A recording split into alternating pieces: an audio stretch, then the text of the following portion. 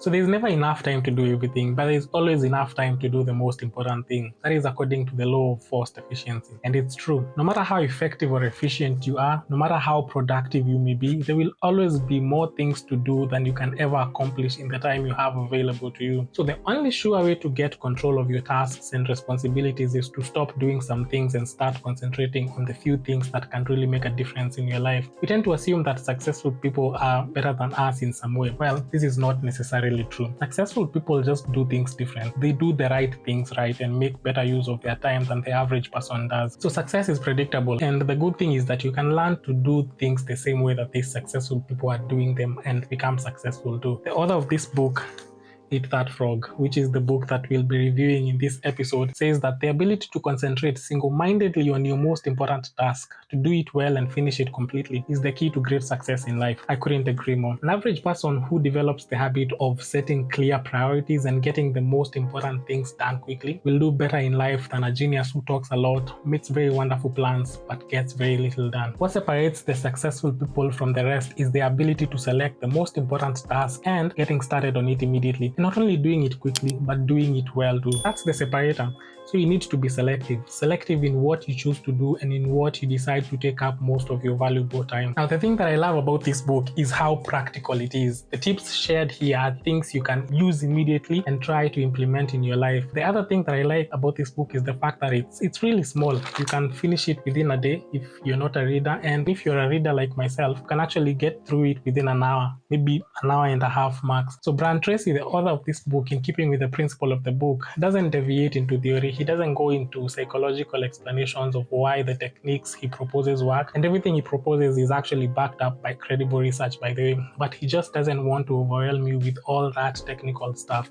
That's why the book is so small. He understands that there is not enough time for the stories and technicalities, so he just gets straight to the point and gives you the specific actions that you need to take right away to get better results in your life and become successful. And surprisingly, this actually ends up saving you a lot of time. Now, the blurb at the back says that if the first thing you do each morning is to eat a live frog, you'll have the satisfaction of knowing that it's probably the worst thing you'll do all day. Now, the term Eat That Frog is a metaphor for tackling the most challenging task of your day, the one that you're most likely to procrastinate on, but also probably the one that can have the greatest positive impact on your life. Now, the author gives 2 rules of frog eating. The first one is, if you have to eat 2 frogs, eat the ugliest one first. In other words, if you have 2 challenging tasks, start with the biggest, the hardest, and most important task first. Discipline yourself to persist until you finish it, and only then you can move on to the next task. Resist the temptation of starting with the easier task. This is something that we often do. So always remind yourself that one of the most important decisions you can make each day is what you will do immediately and what you will do later, if at all you do it. Now, the second rule of frog eating is, if you have to eat a live frog at all, it doesn't pay to sit and look at it for a very long time. Procrastinating the task won't make it any easier, so it's better to get started right away and be done with it. Then you can move on to something else. Develop the habit of taking action immediately without spending too much time thinking about it. The author shares 21 practical ways to help you stop procrastinating and get more of the important things done today and in less time. Now, in keeping with the principle of the book, I won't be able to go through all the 21 techniques in great detail, but I will try and share as much as possible in this short video. So let's get right to it. So tip number 1, set the table. A major reason why you procrastinate is because you're not clear on what you're trying to achieve, in what order and for what reason. The author says that only about 3% of adults have clear written goals. 3%, and something tells me that you're not part of the 3%. If you think I'm judging you unfairly, then where's the list of your life goals? Be it career goals, family goals, financial goals, fitness goals, and so on. Where is it? See what I'm saying? You can relax though, because I'm not doing any better either. Anyway, your goals are like your map. They give you a life direction. So if you do not have clarity around them, then you're not likely to take any meaningful steps towards achieving them. And this lack of clarity causes you to procrastinate. For instance, if you're not clear on what you're supposed to achieve at work, then how would you know what to work on? Imagine getting a new job and the first day of work, no one tells you what your objectives are. Let's say you're supposed to deliver a letter to a certain town, but the person sending you doesn't tell you whether it's in Nairobi, Kisumu, Eldoret, Dar es Salaam, Addis. So how are you supposed to even begin your journey? In which direction will you head? Is it north, west, south, or east? Exactly. So goals give you a sense of direction, however general it may be. Now, if you're struggling with setting your goals, here are 7 simple steps to help you out. So step number 1, decide exactly what you want. be crystal clear on this. If it's work, have a discussion with your manager and get to know what exactly is expected of you and in what order. As Stephen Covey, the author of The 7 Habits of Highly Effective People, a book that I highly recommend, as he says, before you begin scrambling up the ladder of success, make sure it is leaning against the right building. Step number 2, write it down. Brian Tracy says that a goal or an objective that is not in writing is merely a wish or a fantasy. So what happens when you write your goals down is that you give them life and they become tangible. This also gets rid of any confusion or vagueness, and with clarity, you're less likely to procrastinate. So step number 3, set a deadline for your goal. Set sub-deadlines if necessary. If I give you 2 weeks to complete a project, it will take you 2 weeks to do it. If I give you 1 day, you will complete it within a day. If I don't give you a deadline, then you're more likely to keep procrastinating and probably never submit it. Work expands or contracts to fit the time allocated for its completion. That's Parkinson's law. So deadlines basically give goals some urgency, and a goal without a deadline has no real beginning or end. And this lack of clarity around timelines leads to procrastination, which affects productivity. So step number 4, make a list of everything that you can think of that you have to do to achieve your goal. Step number 5, organize the list into a plan. Decide what you need to do and what can wait until later. So the author proposes using boxes or circles with lines and arrows showing the sequence and relationship of each goal to the next. This is actually something that I personally do, not just with goals, but with almost everything else. So if you take a look at my notebook, you'll see exactly what I mean. Anyway, on to step number 6, which is take action on your plan immediately. Like Nike, just go ahead and do it. Step number 7, resolve to do something every single day that moves you toward your major goal. Write a few words every single day. Learn a few words of a foreign language daily. Read a few pages of a book every single day. Whatever the goal is, never miss a day.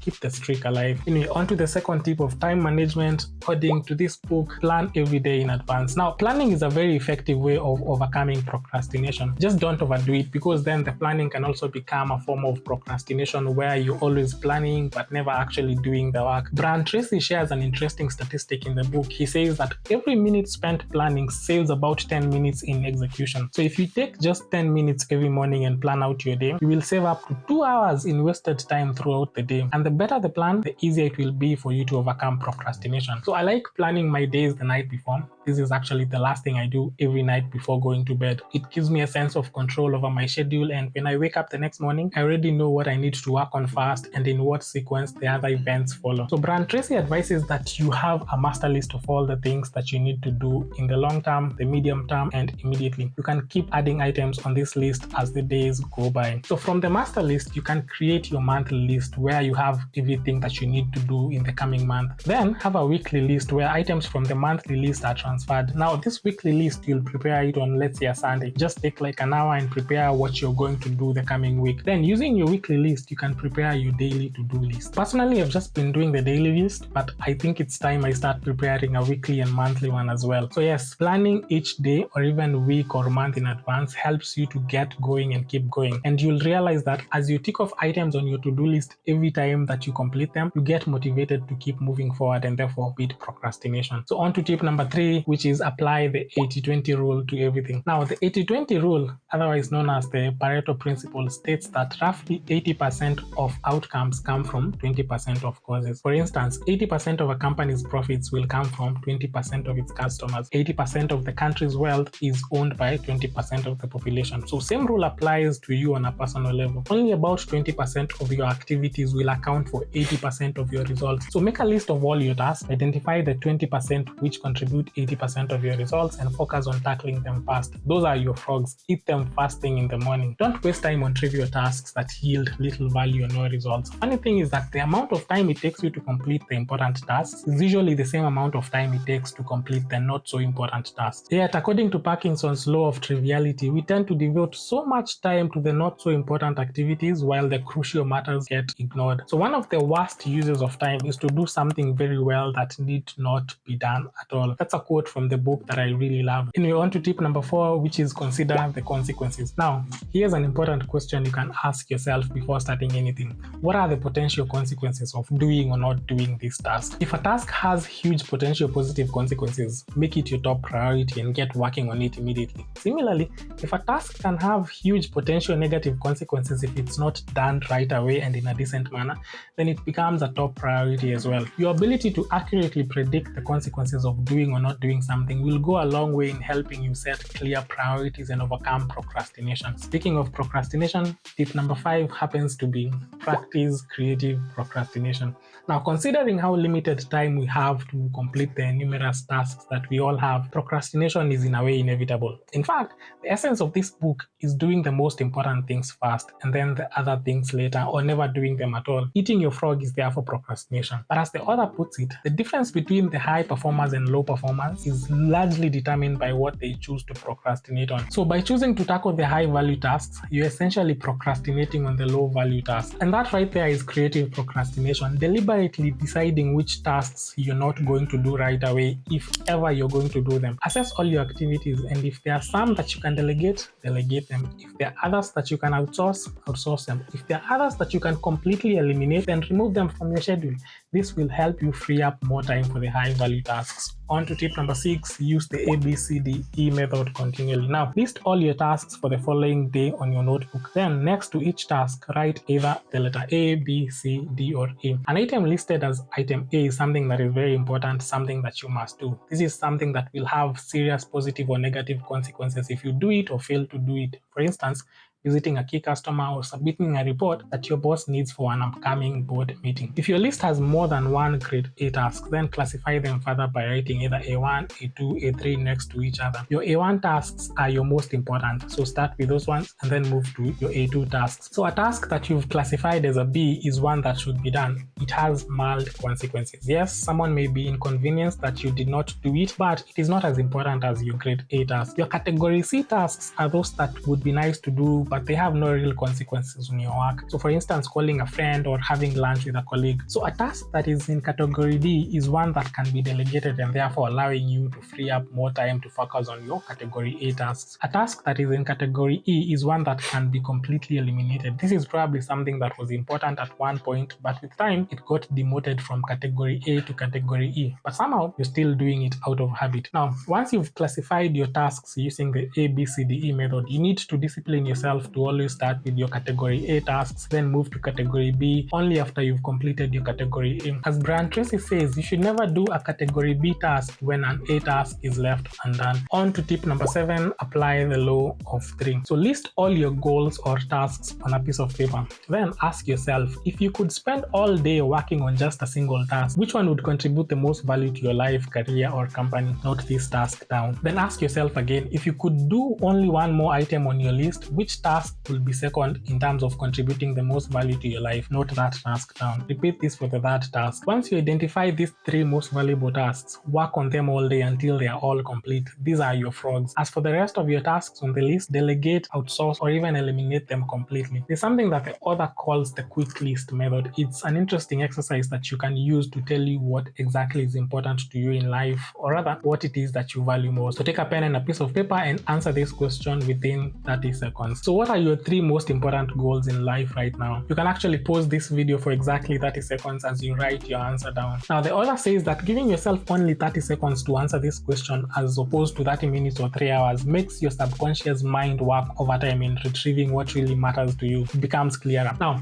if you've taken the time to participate in this small exercise, what you've listed down are your most important goals in life as at right now. What I need you to do is grade each one of those 3 goals. Use a scale of 1 to 10, where 1 is the least score, and it means that you need to work on this area. 10 is the highest score, and it means that you're doing quite well in as far as that goal is concerned. Now, this grading system tells you exactly where you need to improve on. On to tip number 8, prepare thoroughly before you begin. So the author says that one of the best and most effective ways to avoid procrastination is getting everything ready in advance before you even begin a task. This is what James Clear calls priming your environment in his book Atomic Habits. And just in case you missed it, I did a review of that book in a previous episode. you might want to check it out. Link should be somewhere here in this video or in the description below. Anyway, priming your environment is simply just preparation. So let's say you want to exercise, then set out your gym clothes and shoes ahead of time. If you want to get the most done at work, make sure your desk is tidy and neat. Have everything that you need to complete a task ready and within arm's reach. So imagine working on a serious report and then you realize that there's a document that you need, and for you to get it, you have to walk all the way to another department, which happens to be in a different building. So have everything that you need before you start working. This will ensure that you are motivated to begin the job and continue with it until it's done. So prime your environment, and this way doing the right thing becomes super easy. Another effective way of avoiding procrastination is what the author calls taking it one oil barrel at a time, or simply taking it one step at a time. This is actually our tip number 9 of the day. It's the classic, a journey of 1,000 miles begins with a single step. So Brian Tracy says you can accomplish the biggest task in your life by disciplining yourself to take it just one step at a time. Your job is to go as far as you can see. You will then see far enough to go further. So I feel like this is a good point for me to throw in a Martin Luther King Jr. quote, which says you don't have to see the whole staircase,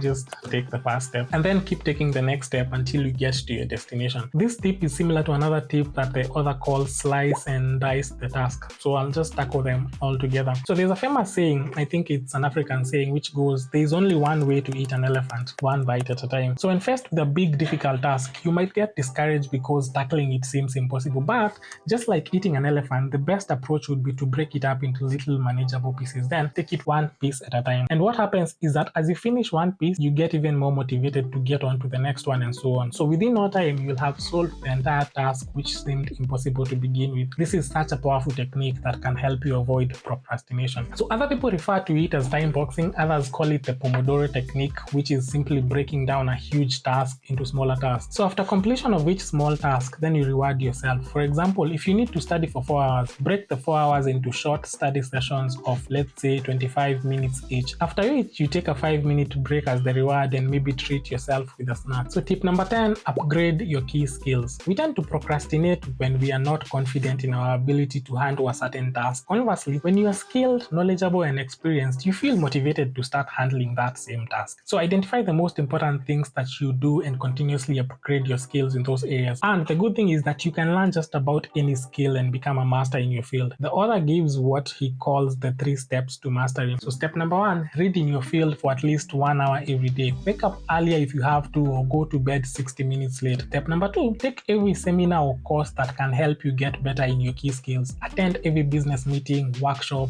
convention in your profession. Step number 3, listen to audiobooks and podcasts and educational interviews on your way to and from work. If let's say you use an hour to commute to work and another hour to commute back home every day, then that comes to around 10 hours a week. That's 40 hours a month and almost 500 hours a year. That's assuming you're just spending 1 hour to get to work and another hour to get home. Now 500 hours is enough to listen to 500 podcasts, assuming that each podcast is 1 hour long. 500 hours is also enough to listen to 50 audiobooks in a year, since the average length of an audiobook is around 10 hours. See how easy it is to become a master in your field. And here's the thing, the more you learn, the more knowledgeable you become, and the more confident and motivated you feel to handle your tasks. And the more motivated you are, the less you procrastinate. So it's a virtuous cycle that just keeps feeding itself. So the next tip is somewhat similar to the one that we've just talked about. It's leveraging your special talents. So continuously ask yourself these questions. What am I really good at? What is it that I do easily and well, yet other people find it difficult? What can I attribute my success to, both at work and in life? What gets me a lot of compliments and praises from my friends and colleagues when I do it? Once you identify the areas where you easily excel, then you can focus on them exclusively. And by leveraging your special skills and talents, you will certainly be head and shoulders above the rest. So on to tip number 11, which is identify your key constraints. In every objective, there are bottlenecks, or what the author calls limiting factors, which you must overcome in order to achieve your goals. You need to identify what this is. You need to take time and evaluate the tasks and find out what exactly is holding you back, what is slowing you down. Once you identify it, eliminate it immediately before doing anything else. In his book Atomic Habits, James Clear says that for a habit to stick, you need to make make it easy to do. You need to reduce the friction associated with that particular behavior. So if you realize you watch too much TV instead of studying for your exams, then disconnect the TV and return it in the box. In this case, the TV is your constraint that needs to be eliminated for you to be able to focus on your studies. So tip number 12,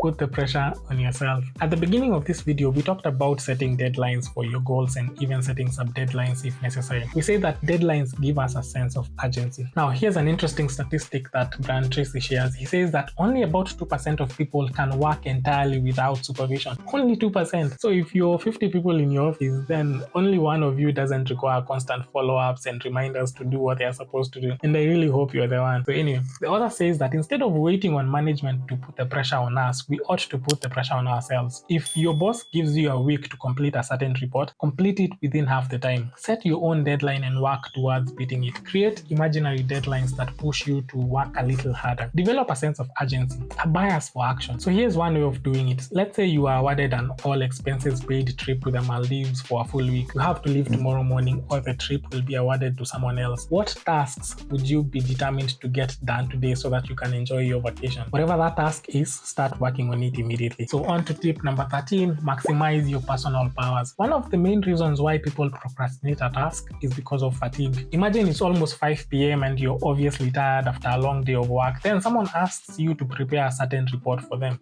At 5 p.m., yes, you might decide to extend and work on it through the night, but your productivity will be rather low compared to if the same person had approached you with the same request first thing the next morning. So when you're fresh and well rested, your productivity tends to be high. Your motivation is also high. But as the day progresses, as you get tired, your motivation drops and your productivity as well. So at this point, the more and more time you spend on a project doesn't yield more results. If anything, it produces mistakes. So get enough rest, sleep well during the night, eat healthy, and exercise regularly. Take good care of your body and you will not only avoid procrastination, but you will get more done as well. On to tip number 14, motivate yourself into action. So the last of the human freedoms is to choose one's attitude in any given set of circumstances. That is a quote by Viktor Frankl, the author of Man's Search for Meaning.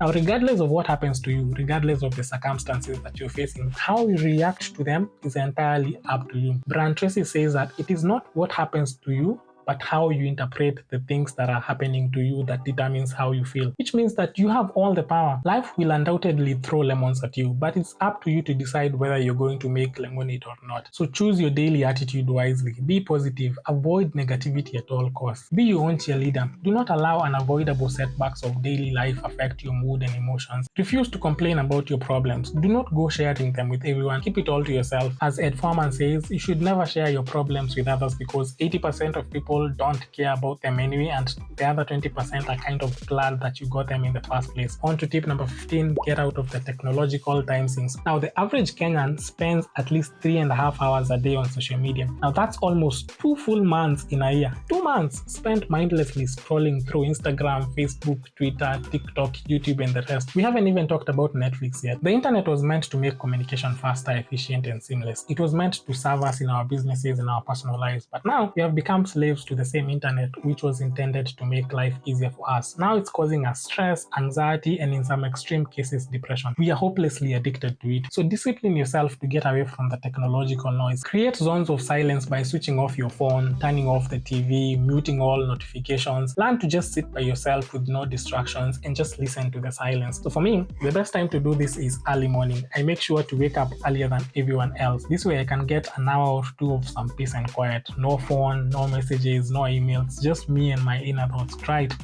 Works wonders. And I normally don't check my phone up until 10:30 in the morning. That's when I'll respond to messages, return calls, and possibly log into my Instagram. And I only give myself half an hour for all of that. So by 11 sharp, I switch off all notifications again. Well, apart from phone calls because I have to receive calls from work. The point here though is that technology should be your servant, not your master. And until you master your technology, you can never master your time, and therefore you will always find it difficult to achieve your goals because you will always be short of time. You don't have to check emails every 5 seconds. You don't have to reply to every message. In fact, of all your emails and messages, only about 10 to 20% require your attention and action. The rest are just pointless and they are simply filling up your inbox and wasting your valuable time. time you would have spent on other important tasks. There's a very interesting story that the author shares about a guy who came back to the office after a 2-week vacation. So as expected, he found over 700 emails waiting for him in his inbox. He realized that going through all of them would take him at least a week, time during which he could be handling other important projects on his desk. So the guy just took a deep breath and pressed the delete all button. Then he went on to work on the projects that really mattered to the company. His reasoning was that if the email was that important, the sender would send it again. And that is exactly what happened. So I don't know about you, but I found that to be a very interesting way of handling your email backlog. Anyway, as we move on to the next tip, remember that technology is meant to serve you. Do not let it take control of your time and life. So on to tip number 16, create large chunks of time. There's something that I like doing. I like getting to the office at least 2 hours earlier than everybody else. That way I give myself a huge chunk of time where there are no distractions from phone calls, emails, or even just pointless banter from colleagues who are passing by your desk to say hi. Believe it or not, you can do quite a lot during this time. So let's say everybody else comes into the office at around 8 a.m. in the morning. If you manage to get there by 6:30 a.m., then you'll have at least 1.5 hours by yourself. This is time that you can use to finish up on the most important tasks of your day. So find a way to create large chunks of time to eat your frogs. And that, my friend, is the end of our book review for today. I really hope you've gained value from the time that you invested in watching this video. I trust that if you use these techniques, you'll be able to avoid procrastination and get more of the important things done in your life and career. And as with any time management tools, self-discipline is key. You need to discipline yourself to always start with the most challenging and most important tasks and sticking with it until it is complete. As Albert Hubert says, self-discipline is the ability to make yourself do what you should do, when you should do it, whether you feel like it or not. So you have to discipline yourself to always eat that frog, whether you're in the mood for it or not. This way, you'll not only get more done faster, but you'll get the most important things done as well. So before I leave, and as is my customary, I need to give this book to one of you. And one of the conditions for that is you need to be subscribed to the channel. So if you haven't yet subscribed, now is the time to do that. The other condition is that you have to give me the right answer to this question that I'm about to ask you right now. Now, the question is, in the duration of the video, I was referencing quotes or statements from other authors. Now, which books did I reference and who are the authors of those books? So type in your answers down in the comments to stand a chance to win this amazing book by Brian Tracy. Speaking of, this is actually a good time to announce the winner of last week's book review trivia. So we had quite a number of responses, but there can only be one winner, unfortunately, and the person who gets to walk away with the Atomic Habits book by James Clear is none other than Val. The name that appears on her comment was Niiteval. That's NIITE_Val. That's how the name appears on the YouTube comment on the Atomic Habits video. She got the answer right to the question that I had asked on that video. So Niiteval, please DM me. I have your book. And just like I promised, if you're within the Nairobi metropolis, I'll be sure to hand deliver it to you myself, and I'll buy you a drink as we catch up kidogo. So same goes for whoever wins this book as well. So go ahead and start typing your answers to the question that I've just asked in the video. Type your answers down in the comments below. So who knows, you might just walk away with this amazing book. It's a really nice book, highly recommended. Anyway, as always, it's been real. See you in the next book review. Until then, don't be good, be great. Peace.